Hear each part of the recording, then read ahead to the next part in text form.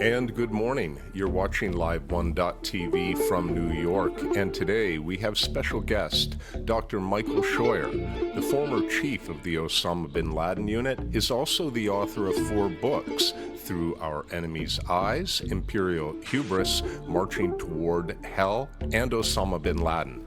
It's my pleasure to welcome him on the program today.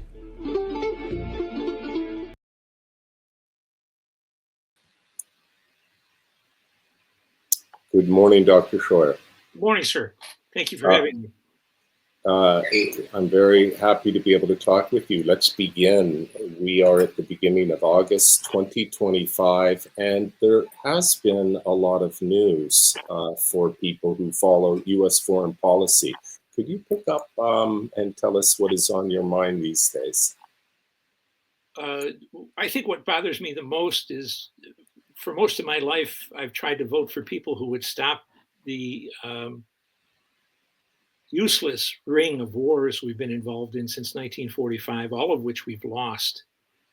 And I thought maybe with Trump we had the first one since Calvin Coolidge, probably.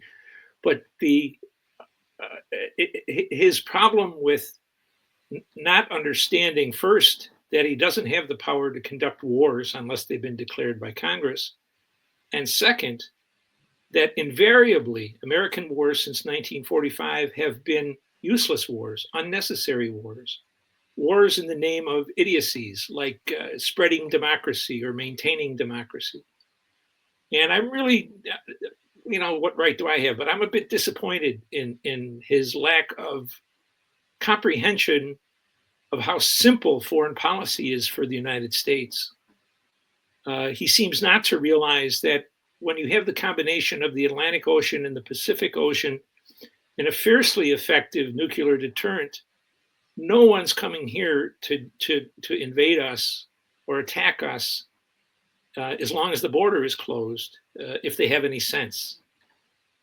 So he's just in a situation where he seems to be just one more of these presidents who believes that the United States is responsible for reacting and involving itself in every kind of problem around the world. And my feeling, especially in the Arab world, is that the more we do that, the less we're liked, no matter if there's money connected to it or not. Yeah. It makes me almost try to think I need to solve the administration's problems. Isn't there enough money to be made in peace? Much more money to be made in peace. The money you spend in war is gone forever. You're not investing it. You're just expending it. And more importantly, we have never fought a war since 1945 that had anything to do with our security, freedom, or future. We fought wars that are simply wars of choice, inexplicable wars of choice. Whether it's Vietnam, untold numbers of interventions in the Latin America and the Caribbean, Afghanistan. We never win. We have a military that is the world's most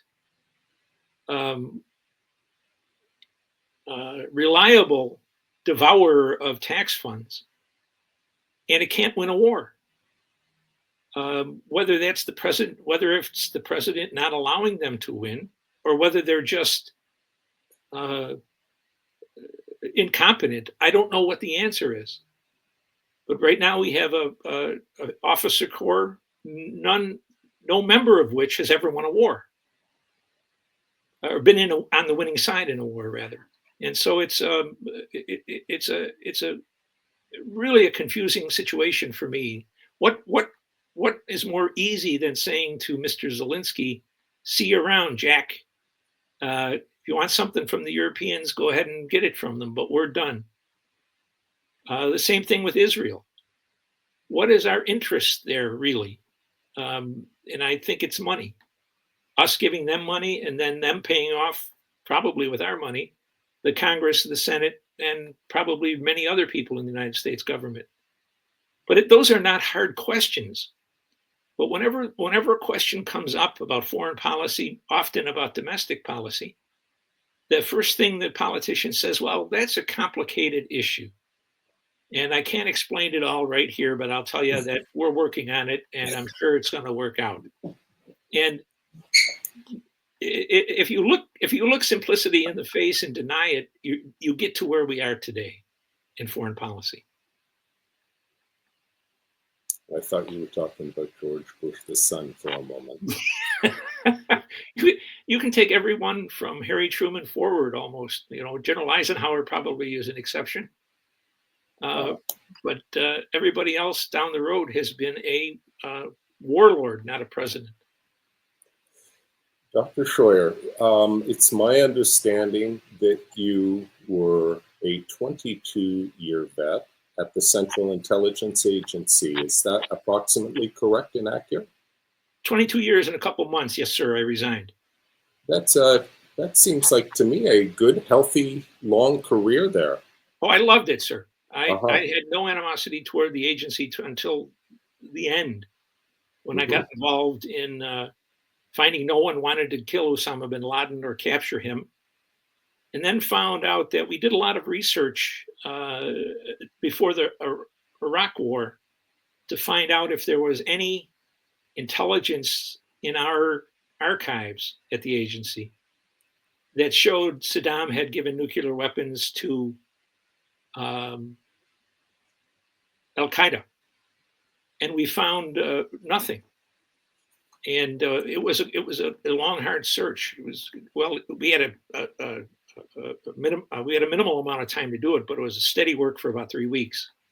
Is that a full-on press to see whether there's any chatter or any signals at all that indicate any link whatsoever between senior administration and Al-Qaeda?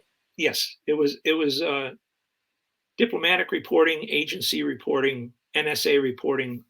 All of the intelligence community that does reporting and shares it with the community was included in that search.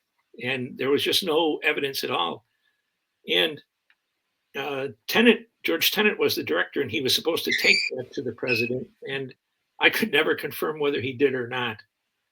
I got slicked by him a number of times on trying to eliminate bin Laden one way or another.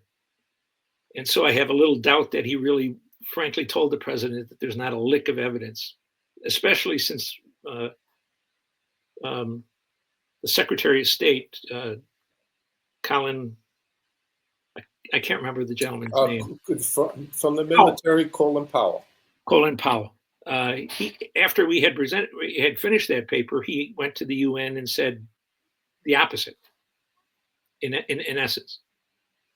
So, but it was a wonderful place to work. I think it's been tragically overrun by DEI, which affects the quality of the effort, and it affects the reliability of loyalty.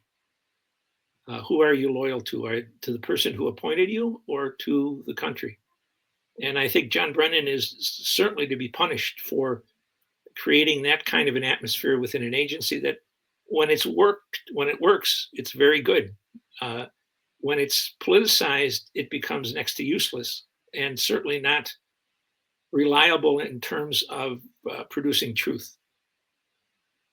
Now, you worked with John Brennan, and you were in the room with John Brennan. Now, he just got a criminal referral, but they didn't include your name in that criminal referral, did they? Not that I know of. I certainly hope not. But I knew John Brennan from the first or second year I went to the agency, and he was always kind of an expert on being wrong. The first paper somebody gave me when I went to the agency was to read a paper he wrote on Saudi Arabia, which said by the year 95 or 2000, it would be a Western-like country. Religion would not be as important. Women would be, posing nude. All of those kinds of nonsense. And you see, we're not quite there yet today. But he was, I think I told you previously, he was one of the main blocks in doing anything against Osama bin Laden, because the Saudis didn't want to do anything. And so they have a lot of pull in Washington. And so we never did anything, I guess. That's what I'm trying to understand. So, Dr. Scheuer, let's go back a little bit. It's my understanding that you grew up as a child in the Buffalo, New York region, and that you worked for a while. Was that with Union Carbide? Yes, sir. Yeah. Lindy Division in Union Carbide. I was a rigger. What does a rigger do? Well, it drives. Geez, I can't remember the name of them right now, but the forklifts. It drives cranes.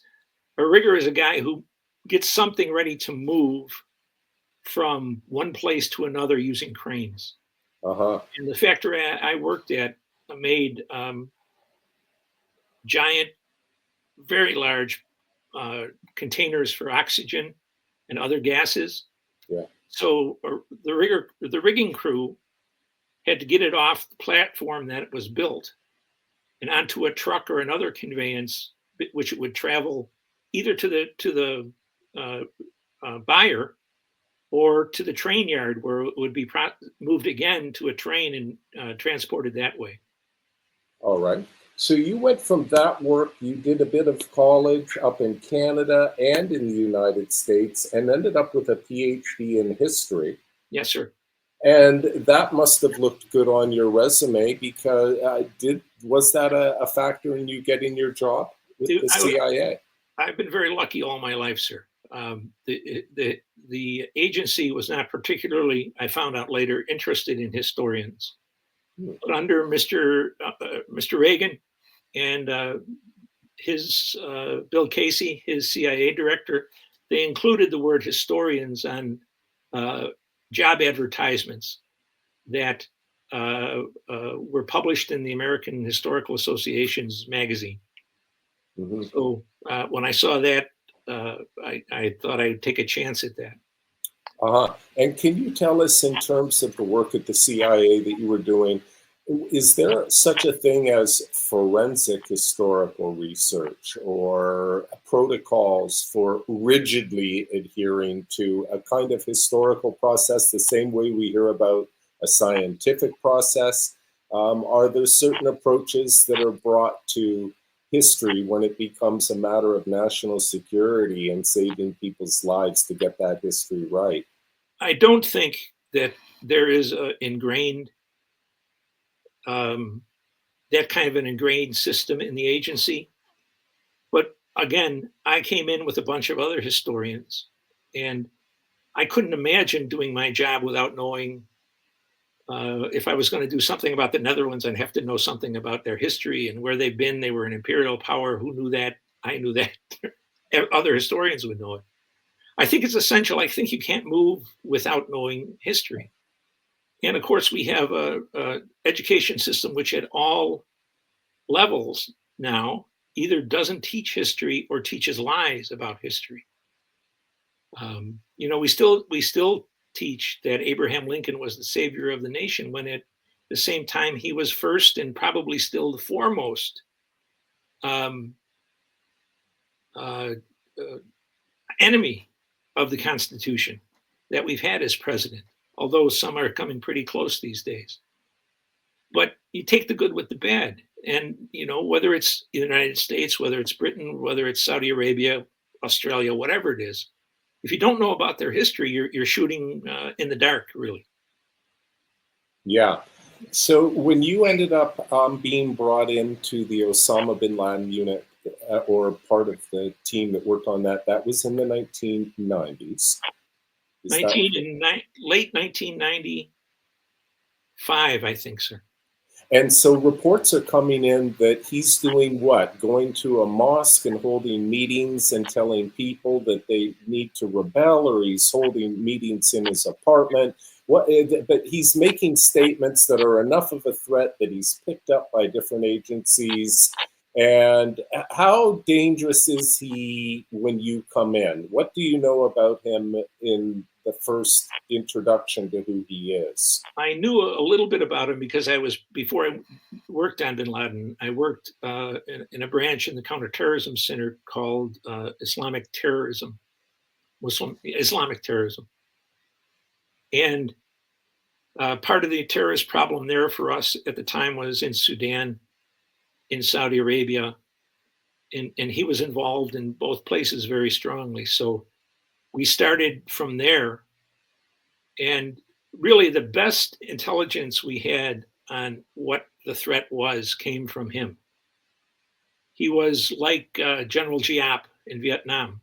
He was a man who told us what the war was about, how to stop it, and if we didn't stop it, it would go on forever as it has, even Where after was his death. where was he making those statements though? Because he hadn't gone into hiding by that point. So I assume he's still riding around in cars and Oh, apartments in sure, Saudi Arabia. sure. Well, no, he was in Afghanistan at that point. Oh, He went to Afghanistan to fight with the Mujahideen against the Soviets and stayed there and in Pakistan basically for the rest of his life. There may have been times he went back to see his family, but I don't remember ever reading that. He raised a very large family in Sudan, in Afghanistan, in Pakistan, and he was clearly not intent on wanting to fight a war forever. He had no animosity except that of a good Muslim about pornography, drinking alcohol, and other things of that sort. But he said very clearly, we don't care what you do in your country. We want you out of the Muslim world, and especially out of the Holy Land in Saudi Arabia. And that was picked up usually in Arabic. And there used to be a gem in the intelligence community called the Foreign Broadcast Information System. They would pick up the Arabic version, translate it into English and a number of other languages, and share it with the intelligence community.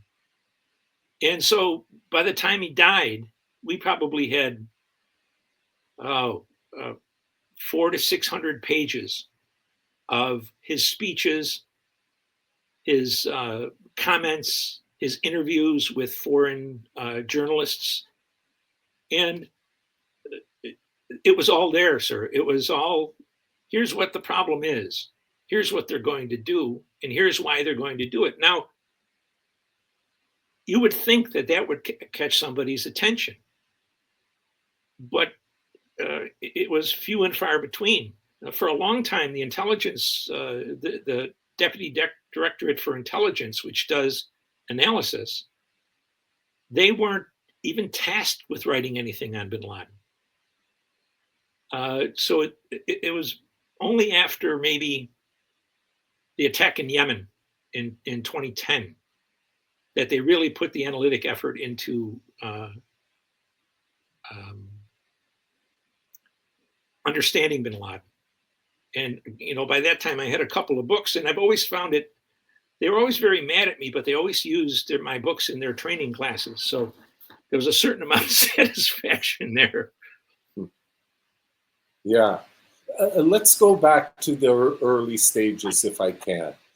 Somebody asks you to be not part, but actually be the chief of, it's given different names. It's a CIA station chief or a CIA station. It's also called a unit. It might also be called a team. If it was there's also other called Alex Station, which was named after my son. Oh, okay. We couldn't get the bureaucracy in the agency to move ahead. You can't send a cable unless you have the name of your station, because it comes from Jack to Fred, or however it goes. So my deputy at the time had a son named Alex, and mine was named Alec. And so he was very gracious, and he said, "You're the boss. Let's use your son's name." And we kind of cut around corners a little bit, and we got the first message sent, and our station was then named Alec. And that's how that happened. It's a funny business sometimes, bureaucracy. Yeah. It sounds like a great name to keep focused on protecting people you love. That's what we both thought. It's a good idea. Great choice. So you're part of this unit, and how many people are there? Do you go into a small room with a table and chairs, or do you go into something like a Hollywood film with giant screens on the wall and phones? No. What does the unit look like? myself, my deputy, an office manager, a computer person, computer expert, rather, how to, I don't even understand it still after all these days, but she was a fine officer, and 5 other officers. So we had 9 people altogether. And we never got more than 27. And we had a spectacular bunch of women. I always kidded that if I could have said no men need apply, I would have said it. But of course you couldn't. But I was really joking. But in a sense, it was serious. That sounds like hardcore DEI, Dr. Scheuer. On the one hand, you say it's holding the agency back. On the other, you think we could handle all women units. They identified my crew, the women in it, as the Manson family. That came from senior officers in the agency, and they didn't like my unit because there was too many women in it, not enough big tough case officers. But I'll tell you, there is something about a woman's mind that is able to juggle detail, make connections, and then be willing to defend what they found. That is, to me, extraordinary. And they didn't get any credit at all. Very, very few people got any credit at all. Because the war wiped it out, or the attack wiped it out. Then the war in Afghanistan was a joke. The military went there and knew nothing about Afghanistan. Nothing. Had no plans. They planned for everything from going to the bathroom to destroying the Chinese. But a guy who's said, I declare war on you, and then blowing things up in Yemen, in Africa, and in other places, they weren't ready for that.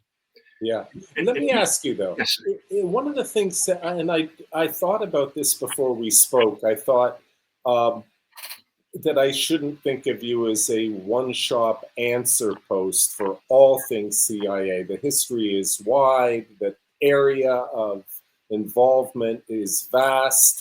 I shouldn't just ask you anything about the CIA, but it's my understanding from almost its inception that the Central Intelligence Agency has been gathering information of the world, of everything in the world, of all people and actions, and actually issues reports, almost like annual reports for different countries. This would include Afghanistan, and these would be yearly reports, how much water is in the country, resources, government, incredible reports that the United States has sort of taken it upon itself to issue for the whole world.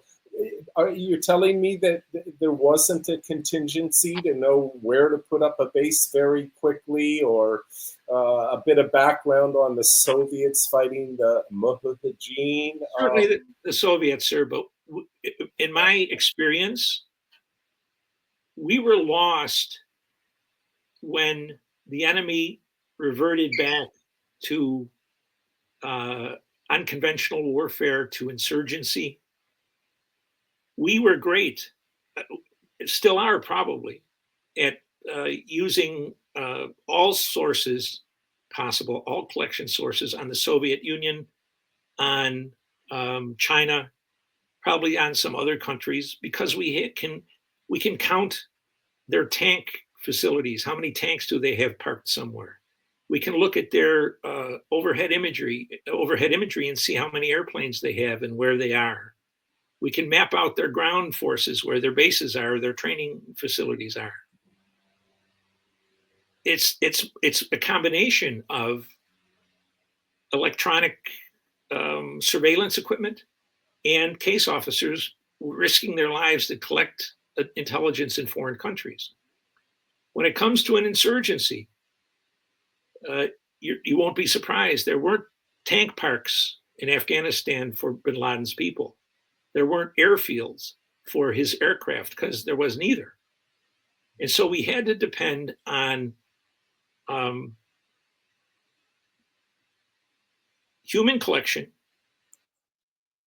by recruiting assets within Al-Qaeda or close to Al-Qaeda, And we had to depend, oddly enough, on Osama bin Laden, Ayman Zawahiri, his number two, and the public statements they made. Because their goal was not only to infuriate and incense the Muslim world, but to let the Americans know why we're fighting and how to end the war. So it's two different kinds of intelligence. If you're working against these insurgents or guerrillas or whatever you want to call them, it's an entirely different kind of war than working against modern superpowers. Certainly, the modern superpowers are much more dangerous, but our abilities to collect intelligence against them is much greater. The guys in the field with an AK-47, they're much more difficult to get a handle on, especially in a mountainous country. Okay, let me get back to the first few weeks of the unit being put together, and what is your mandate? I think that you're tasked to understand everything about Osama bin Laden, how he thinks and what his habits are.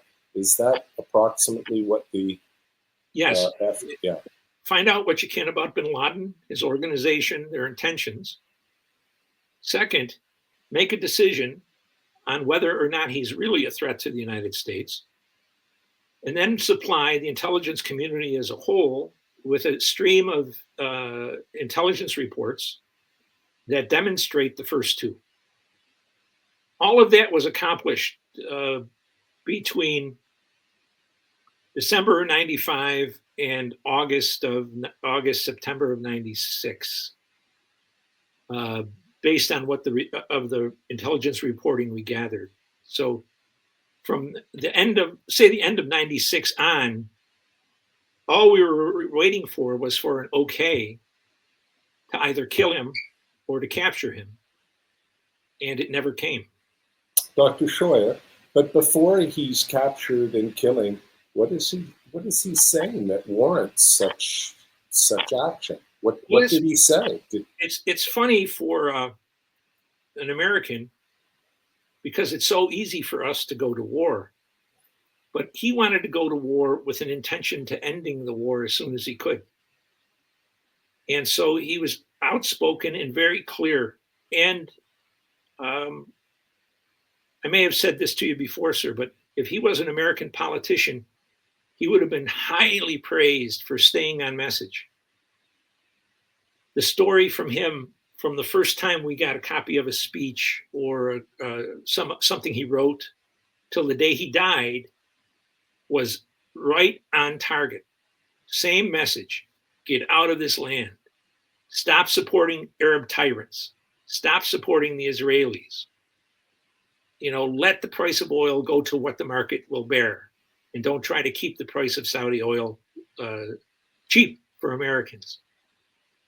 Message never changed, and it was just extraordinarily hard, and I would say near to impossible, to make senior American leaders believe that there was any kind of a real serious threat when opposed to the Soviet threat, when opposed to the Chinese threat, opposed to European terrorists, but they wouldn't buy it. One of the reasons was so much of their intelligence was open source. That means it wasn't classified. And very few people in the senior levels of the intelligence community or at the White House read anything if it's not classified. Yeah. So I don't know if bin Laden knew that or not, but it certainly was an effective cover for what was before our eyes. Wow. So in plain sight. Yeah. Yes. Hiding in plain sight. Exactly right. So this sort of reminds me of what I heard the NFBI investigators say, that when we tap members of the mafia, they don't say go and kill this person. They'll say, I don't like his shirt. It's always, he wears these loud shirts. Can we do something about that? And so what in bin Laden's case, was he not necessarily giving specific targets, but was talking in a way where other people would put the ideas together and choose targets? Well, exactly right, sir. He was an insider. And we never really came to grips with the idea that he was truly a religious man. During the war in Afghanistan, in which he first funded and then actually fought in for a number of years, we just didn't understand that here is a guy who means what he says and also is respected for his adherence and knowledge of the Quran and other Islamic doctrine.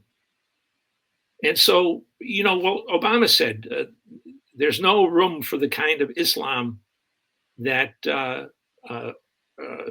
in the 20th century, he said, no room for the kind of Islam bin Laden preaches in the 20th century. And of course, what he's saying there, whether he knew it or not, was, Islam sucks. But more than that, it's not important enough to be in a place in this world, except for 1 billion Muslims. Mm. And so we were really, our leadership was, at the senior level, was mystified by the whole thing and wouldn't believe that it could possibly be a threat to the United States. Wow. And okay, let me get back to that moment when you're putting pieces together in the room. Are you given a dossier of what's already been put together before you come in? Did they say, hey, he got a bank account when he was 14, he got a C+ in grade 7? Is there a folder there for you to build on? There is an enormous database in the agency of all its prior activities. And The first thing we did, we spent about a month going through that, looking for bin Laden related information. We basically got very little about Osama bin Laden, but we did get a good amount about his father, who owns the biggest construction company in Saudi Arabia and is kind of the contractor to the royals. He builds the palaces, he builds or roadways, he builds everything they want built. So we had information on him, but it was basically derived from the fact that he built military bases for them too. And that's always of interest to the agency and to the US military. We're probably flying planes in and out of Saudi Arabia on runways that were built by the bin Laden construction company at the moment. So the answer is no. The only information we had, and the best information we had for most of the time we were going after him, was from himself. And by being able to collect human intelligence in places where he was very popular, to kind of get a grip on what Muslims thought about him.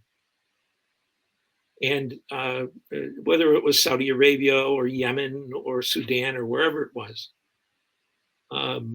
there were also units of his organization in various places in the world, and we were able to attack them with some dexterity and put people in prison because of it. We were very successful against his buddy Ayman Zawahiri, the Egyptian Islamic Jihad leader, and we basically in I guess it would have been 96 and 97 broke their back by capturing a lot of their fighters, the leaders of their fighters in Europe, and were able to incarcerate them for perpetuity. So it's an issue that should have been handled one way or another, either capture or kill, because there was no one to replace him. And as far as I can tell, there are several strong Islamist leaders, but no one in the same rank. But what they are doing is fighting in the same manner for the same cause in the same way. What we've never realized was bin Laden's goal, and he said it publicly, is to make sure that Al-Qaeda's movement, ideas, and plans come to be self-perpetuating. And by the time we killed him, he had that hammered into place, as we can see from today. Uh, the jihad in the Muslim world is uh, solid. We don't collect on it as much as we used to, probably because we've got other fish to fry. And what's going on in Syria is obvious that Al Qaeda is still important and dangerous. So, in many ways, we haven't learned much. It doesn't seem to me we have learned much of a lesson about not taking care of a problem when it's able to be taken care of. Because for wherever bin Laden is now, heaven or hell or wherever, he can look down and see, my main goal was accomplished. The movement goes on. And of course, he has our stubbornness, our unwillingness to accept that he identified the main gripes of the Muslim world about America, especially in the Arab world. And we're still got bases all over. We still support the Israelis till the teeth. We don't try to stop. Another one of his gripes was the Americans should stop supporting China as they annihilate the Muslims in Xinjiang in Western China. All of these things continue, and we've moved on to other things. And generally, when that happens, you get bit in the butt at some point. Hmm. Was there a point when you came into work one day and instead of it just being time to go for a lunch break, or you looked at one of your colleagues or you looked at yourself and you said, this is different, people's lives are on the line, holy crap, we got to get moving? And we're, kind of in movies, you see that kind of moment where the time is clicking and you get that heart pounding moment by moment. I mean, attacks were carried out and so many people were killed. Did it ever occur to you that time was of the essence in the work that you were doing? It was the key to what drove everyone who was working on bin Laden, that the time was of the essence because it was a serious man with capabilities that could kill lots of people in lots of places. For myself, for better or worse, when I came into the agency, I worked for a while on Europe and I found it to be a snoozer. And so soon thereafter, I moved over and worked as an analyst on the Near East South Asia division. Mostly I worked on Afghanistan there. Then I went to the Directorate of Operations and worked on Afghanistan until 1992. And then I went to the Directorate of to the Counterterrorism Center, where I worked the rest of my career. So basically, and it's I don't mean to sound cruel,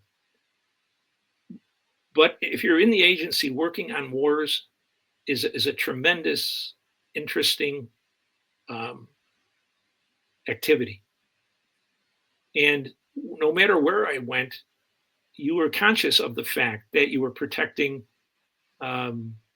In Afghanistan, during the Afghan war, that we were trying to save lives of civilians by promoting the victory of the Mujahideen. On Al Qaeda, clearly, here's an enemy of America, outspoken, well documented, and I can't find anybody in the U.S. government who even seems to be interested in that.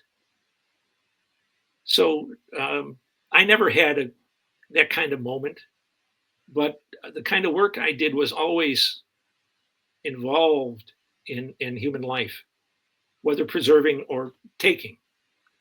And did the tempers ever rise to a point where you grabbed a colleague by the neck or the shoulders or put someone up against the wall and said, no, you're not going to do this. This is dangerous. God damn it. And we're going to. Well, I at times have a bit of a salty tongue, but all I tried to avoid that because that's surely a way to get your ass, your butt moved very quickly. Right. Yeah. But I never felt it. I was obliged to defend anything but the American people. Dr. Scheuer, didn't you repeatedly bring to the attention of higher level people, the director of the CIA, the administration, that we know where this guy is. He's behind attacks that are killing people. We need to stop him so we can move on and save people from being harmed. Yes, and he had declared war on the United States very articulately in very much detail in a public document. Couldn't budge him. And why is that? Did they want to have a foe because then they could get lots of money for their friends? Well, I think that's, money is always a question. I think increased funding for any part of the agency is always desired. I see where you're going with this. You're going to steer me to incompetence. Never overlook incompetence, right? What I'm going to,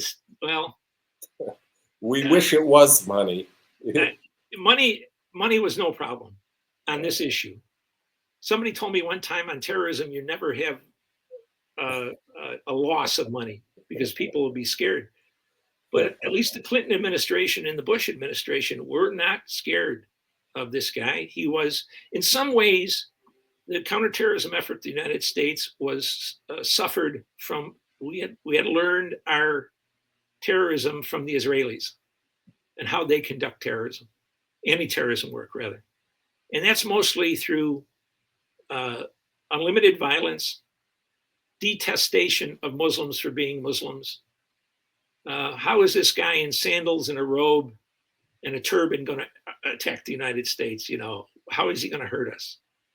And I don't know if we've solved that problem or not. We're even closer to the Israelis now than we were then.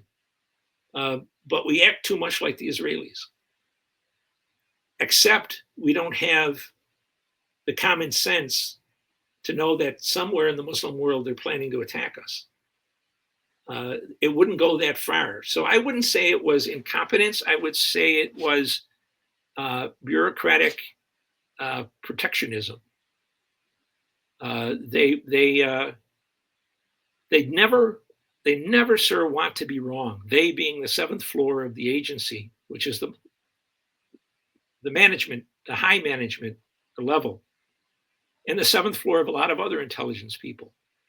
Their first question is always, what if we do this and we fail and it becomes public? What will the Post, what will the New York Times say about it? And so many times when we had an opportunity, I think that's what it came down to, because it was always a chance. It wasn't, we never had a sure thing, but we had highly probable kill opportunities. But they never came through. Clinton had 10 chances and then took none of them. And then even after the U.S. destroyer was bombed in I think 2010 in Yemen, he said the intelligence community couldn't tell him who did it, and which was a complete lie. The minute he said it, it was a lie. So I've always not had a great view of the courage of many people on the seventh floor. The British used to call the road to the prime ministership a greasy pole. And I think that in the intelligence community, it's a greasy pole also. Mm. And if you're outspoken, if you're too insistent, if they happen to sense that you're telling them the truth and they don't want to do anything about it, it's a problem. Mm-hmm. So my view ultimately is that it falls on George, the junior Bush and Clinton. They have usurped the power with all the other presidents since Roosevelt to declare war and to take military action without anybody else's permission, not the Congress, not anybody. And they had the ability to do it at the strike of a match. Planes would be in the air, missiles would be in the air, whatever he wanted, but they wouldn't do it. Dr. Scheuer, I'm holding a copy of the Constitution here. It has the foreword by Ron Paul in it. Yes, sir. Couldn't have a better source. Yeah, and so the Congress is not following the Constitution by declaring war or having a discussion, holding a vote on whether to declare war. Is that correct? That's correct, sir. We have not Yeah. declared a war since 1941. As a historian, is there anything you can say as to why the Constitution does not include punishment for violations inside of the Constitution? I don't have much of an idea of what the punishment for. Well, I think the punishment for someone who usurps the power given to another part of the Congress probably should be sedition or treason, which are explained in the Constitution. Does anybody have the guts to actually bring a sedition or treason charge against a high-level recent official? Well, no, I've never seen it. Yeah. But I think it's not impossible. And we may be able to see it with Obama in the coming months or year. But we were the bureaucracy and Franklin Roosevelt wanted desperately to get into the war in Europe from the late 1930s right through when they eventually did it. And they were frightened to death by an organization called the American Committee. It was Lindbergh's committee, anti-war committee. They had 850 or 450 offices across the country and almost 900,000 people, 900,000 members. And they were desperately afraid that they were what they called the isolationists, who were really non-interventionists. They didn't want us just back away from the world. But they had a fight like crazy. And Roosevelt would have gotten us into the war earlier, except for the America First Committee is what it was called, AFC. And they cooperated with the British intelligence service to destroy as best they could the non-interventionist movement in the United States. Even they're killing people. The Rockefellers gave the British intelligence service a whole floor in the Rockefeller Center to run covert operations in the United States. The president turned his eye to it and ordered the other Hoover, J. Edgar Hoover at the FBI, to ignore British activities in the United States. So not only Roosevelt's administration, but the British intelligence service were pitted against these Americans who simply did not want to intervene in the war. And so I think after that experience, from then on, presidents didn't want to take a chance on not a peace movement, but a non-intervention movement. And so we've never seen anything like it again.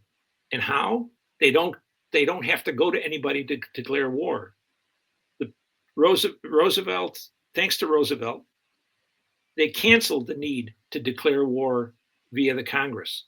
Look at Harry Truman. He went to war after consulting himself in Korea. There was no declaration of war, no declaration of war for Vietnam, Iraq, Afghanistan. And clearly it's the authorization to use military force, which is now easily passed through the Congress, is a way to get the congressman off the hook for the war. We didn't declare it. We just said if the president thought we needed one, go ahead and do it. That's unconstitutional because it delegates an undelegatable power. But even more, it saves their butts, because if the president starts a war that turns sour, they get to damn him. If we win, which we never do, they can say, we're on the team right from the start. We supported the president. But we have these violations. I think these treasonous violations, ever since the Korean War, every war has been illegitimate in terms of the Constitution. Now, does this, in fact, I always hate to admit the Democrats were right, but they said that Trump didn't have the authority constitutionally to attack Iraq or Syria or anywhere else. And they were right. But they've been the most egregious offenders of doing the same thing. How we fix the problem requires courage and public support. And I don't know who's out there who can do it. Trump has kind of dirtied his own diaper on this one. Yeah. Do you remember Tom Ridge? I think he was the director of Homeland Security. Yes. Do you remember when he trotted out in front of the cameras a little chart that showed threat level against Americans? Yes. By color. Yeah, green to yellow to orange to amber to red. And this is when we, really had to be careful about jumping on a plane to go visit our aunt for Thanksgiving dinner. Yeah. Okay. So what Americans should know is that more often than not, there is no cause for us for the wars we engage in. They also should know, though, that when there is an opportunity to intervene, interrupt activities that could lead to an attack, their government is very not anxious to do that because of what the world will say, what the newspapers will say. What if it doesn't work? They're ninnies, really, when it comes to their pledge to defend the United States. Defend the United States unless, if we do, we'll get attacked by the media or attacked by our allies in Europe, or criticized rather than attacked. It's a nightmare situation. As always, the Constitution provides answers. You have 545 members of the Congress. They're supposed to vote before any attack, before any military is committed anywhere in the world. And why? To avoid having a monarch, which is this distinguishing characteristic of George III and Louis XIV and all the people we wanted to get away from in Europe. But now we have Louis XIV, or we have George III sitting in the White House every time we have a president. It's a ridiculous situation for a Republican government. And we have a king who I believe is a direct descendant of King George. King George. That's King Charles. King Charles, that's right. Yeah. It's a ridiculous thing we're in. We've never really understood the blessing we are in our geographical position in the world. We have never understood that absence makes the heart grow fonder. That if we got our asses out of a lot of places in this world, people wouldn't exactly love us, but once we're gone, they have other fish to fry. And we gradually become an annoying memory, but not an active threat. And it's a lesson that should be easy to learn, but it's not even easy to speak to your immediate superior about it. Dr. Scheuer, you've given me a lot of time to ask you questions. I hope we can do this again. I would like to ask you, though, I brought up the threat chart with Tom Ridge because I haven't seen that chart around anymore, but I figure the threats have not gone away. So I'm wondering if you could tell me what kind of threats, because I distinctly remember I was living in New York City when the World Trade Centers did come down. I lost a good close friend in the tower on that morning, and I remember it quite well. And there were reports, whether accurate or not is another matter, but there were reports that there was a nuclear weapon that potentially had been stowed on a shipping container that could be in a harbor in New Jersey with a human being actually inside doing the activation. There were other ideas that anthrax could suddenly be appearing in places throughout Manhattan, and other types of gas. The city has since that time installed detection equipment on the George Washington Bridge to be able to kind of smell radioactive materials. Yes. So I'm interested in knowing about threats. And with the bombing in Iran, with the support of the Israelis in Gaza, and the bombing of densely populated areas, and Syria, and Lebanon, and Yemen, and the Ukraine. Is there, in your experience, is this increase the amounts of threats and activities that could be in the works right now Could Because we night be follows on day, sir. Are we on the verge potentially of another catastrophe like 9/11? A retaliation, blowback, I think, is what people in the Yeah. former firm used to call it. Yeah, Blowback. but blowback. I think that's a way to dress it up. But I think it's more really that what goes around comes around. Hmm. And quite honestly, I wrote in one of the books, the second or third book, I said, listen, you can do whatever you want overseas, but the beginning of the end of terrorism, foreign terrorism in the United States is controlling your border, north and south. And if you don't do that, everything you do overseas has minimal effect. And what we're seeing now, and with the help of the Democratic Party, with the help of their NGOs, like the Red Cross, Catholic Charities, we have brought into this country millions of people who we don't know who they are. We don't know what they're trained to do, if they're trained to do anything. But what you can be sure of is that China, Russia, Iran, various other countries have infiltrated over the southern border, not only people from those countries, but paramilitary people who either can conduct an operation themselves or who can train people to do it.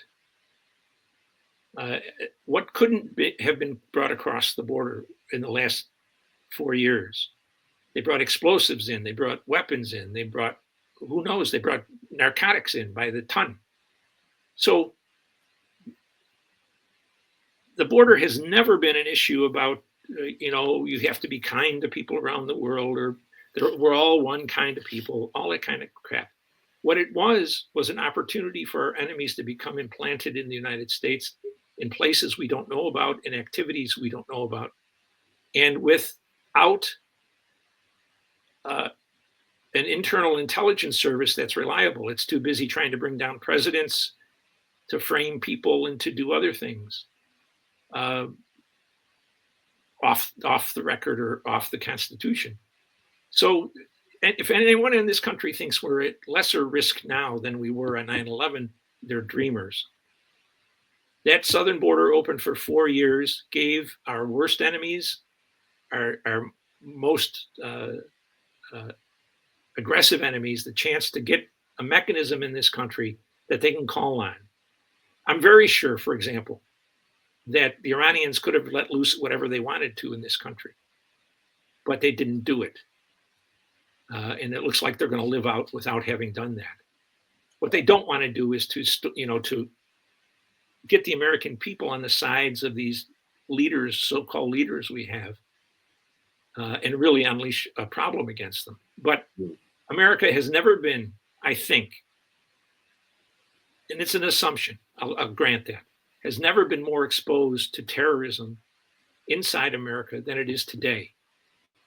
And like almost all the problems this country made, it's the result of man-made activities, our activities, by not controlling the border.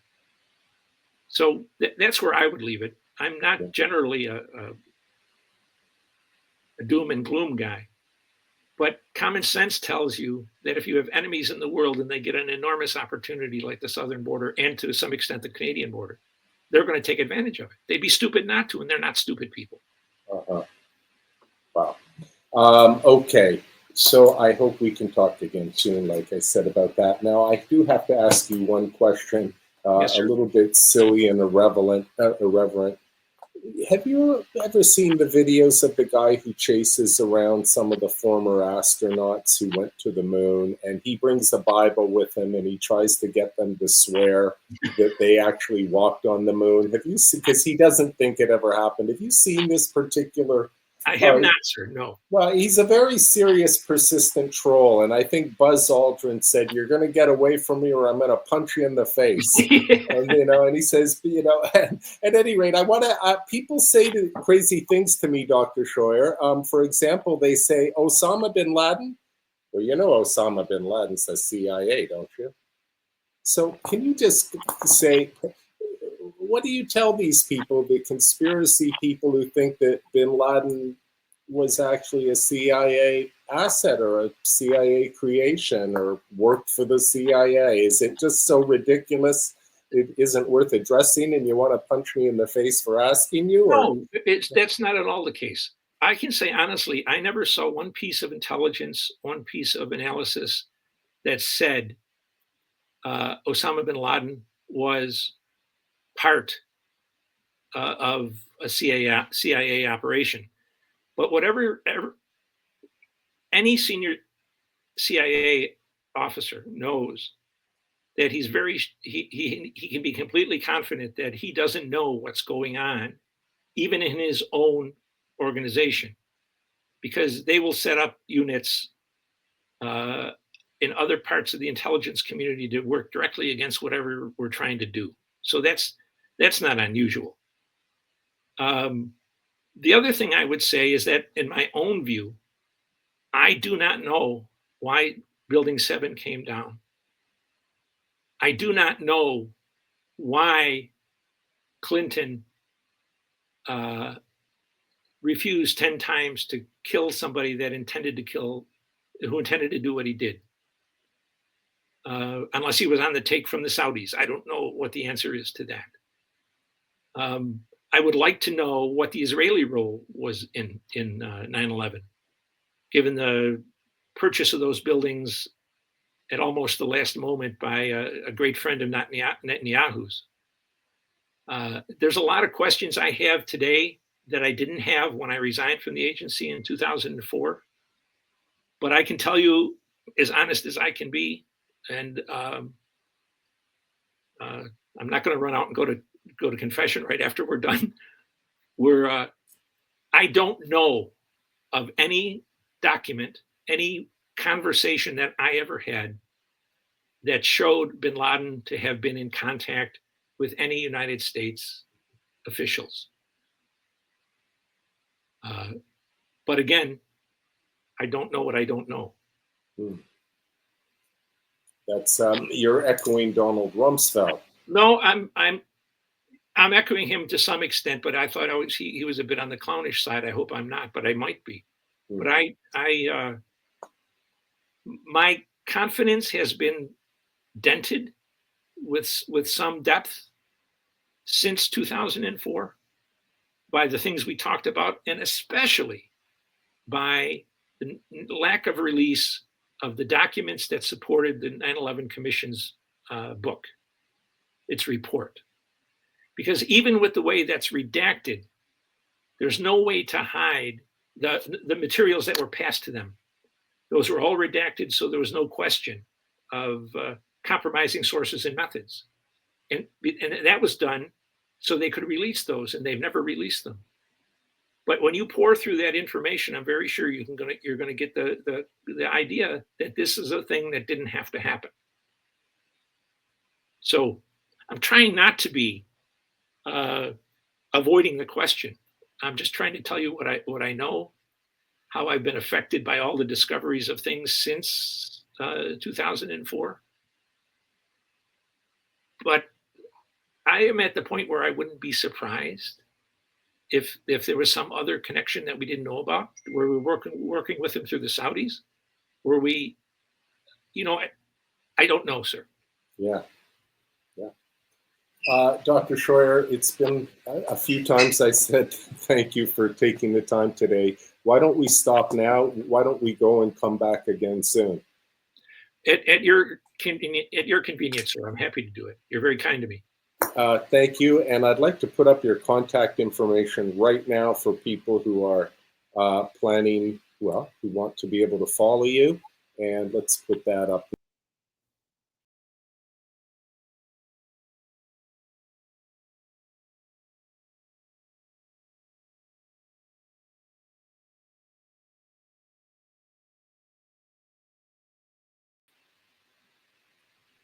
Okay. Thank you, sir. Yes, thank you. That's where people can reach you, and I'll put that again too on the video. Right. Have a wonderful afternoon and a great week, Dr. Scheuer. Thank you very much for taking the time today. Keep well, sir. God bless. Thank you. Bye-bye now. Bye-bye. Thank you.